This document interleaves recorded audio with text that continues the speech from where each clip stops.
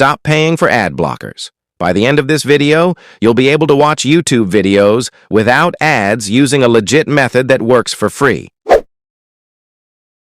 Open Play Store and download this app Autoscape Ads. I'll put the link down in the description below. After you install it, tap Open, tap on Get Permission. This app needs the permission of your device to function properly. In your device settings, tap on Install Service. Then tap on Autoscape Ads. Turn it on. Tap Allow to turn it on. Turn on Autoscape Ads shortcut and tap Allow. Click on Got It.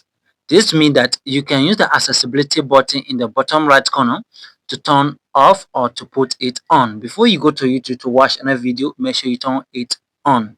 As you can see right below the toggle button, the supported service for this app are labeled YouTube, Never TV, Africa TV. Don't forget to hit the like button and subscribe for more useful tips. Thanks for watching. Bye for now.